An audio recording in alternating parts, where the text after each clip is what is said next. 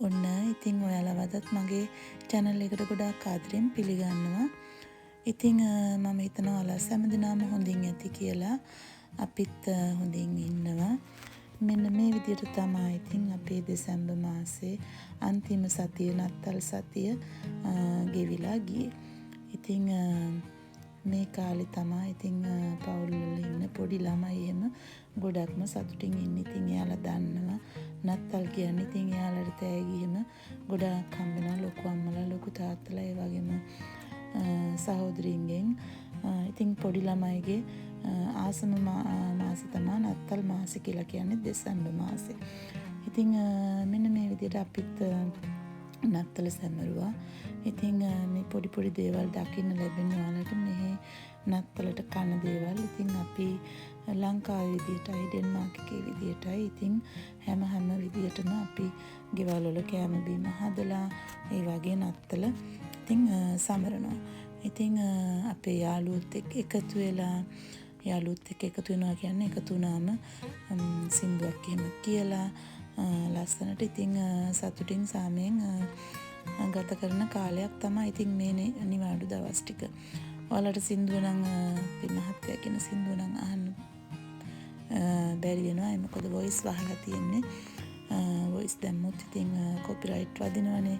ඒ නිසා අද මේ 30 වෙනිදා ලස්සන දවසක් අවුව දවසක් අපිට.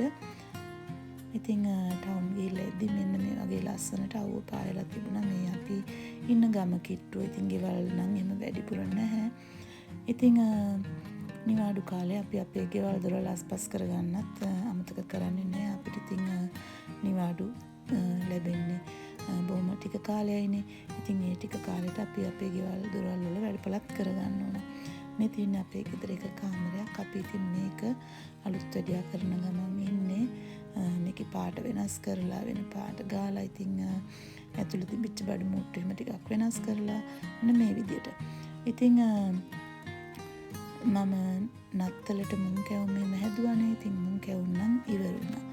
ඉතින් අවුරුදු මේසටත් මුං කැවුම් නැතුවම බෑනේ. ඉතින් මට හිතුණා අද මුං කැවුම් ටිකක් හදන්න. මුං කැවුම් හදන්නත් ඉතින් එච්චරම අමාරු නෑ. ගෙදර ඉතින් හදන දේවල් තියෙනවා.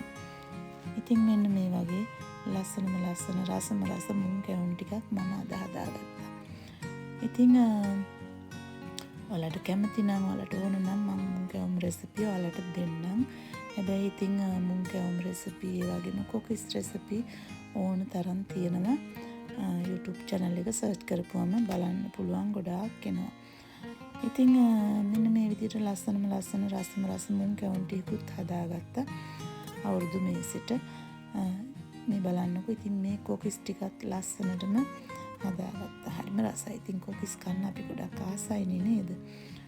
ඉතින් මේ වගේ කෝප්ප 3කින් පිටි කෝප්ප 3කින් කොකිස් ගොඩාක් හදාගත්තා. මෙතන තියෙන්නේ භාගයක් වගේ තව තියෙනවා භාගයක්. ඉතින් මෙන්න මේ වගේ ලස්සන දවස් ටිකක් තමයි ගෙවිලා ගියේ දෙසැම්බර් මාසේ. ඉතින් ගොඩක් ස්තුතියි 2025 අවුරුද්ද මේ වගේ හොඳට ගෙවිලා ගියාට. ඉතින් අපි ප්‍රාර්ථනා කරනවා ලංකාවේ ඉන්න හැම දිනකටත් 2026 අවුරුද්ද හොඳම හොඳ සුබ අවුරුද්දක් වෙන්න කියලා.